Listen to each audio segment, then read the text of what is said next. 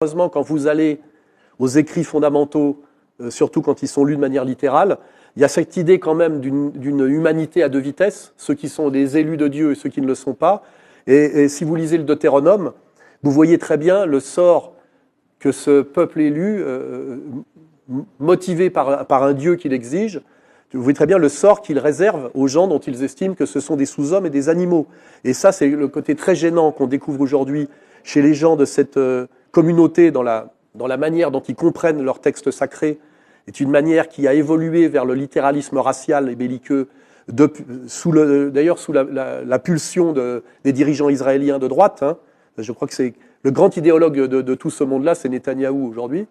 Et ce qui est très inquiétant, c'est qu'on est très très loin de la proposition du Christ. Et je rappelle que le Christ est venu pour réformer une religion qui était une religion terrestre et raciale, et pour en faire une religion spirituelle et universelle.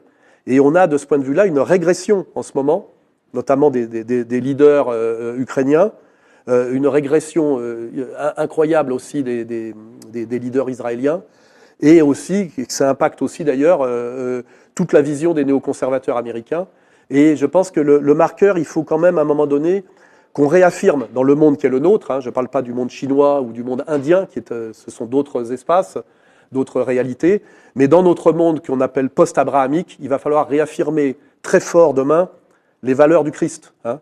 Il n'y a que le Christ et ses valeurs spirituelles et universelles qui peuvent nous permettre demain de vivre en paix, je rappelle, entre personnes, entre êtres de la même civilisation et de la même race au sens ethnique et culturel.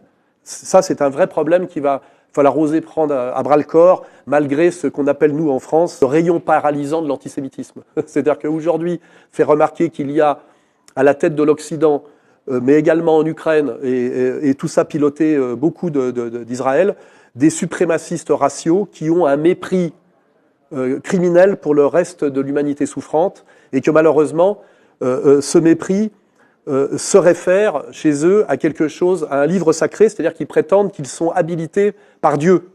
Et ça, il va falloir rappeler que soit ils se trompent de Dieu, ou que le Dieu auquel ils font référence n'est pas celui dont le Christ parle, mais qu'il semblerait que leur Dieu soit le diable. Hein. Aujourd'hui, pour comprendre ce monde qui est au bord de la catastrophe et qui devient très violent, on est obligé aujourd'hui d'articuler la politique, la géopolitique, et je dirais ce qu'on appelle traditionnellement la métaphysique, c'est-à-dire la dimension spirituelle et religieuse. Et on voit que quand on le fait, tout prend sens, et qu'on doit nécessairement le faire pour pouvoir comprendre la réalité jusqu'au bout.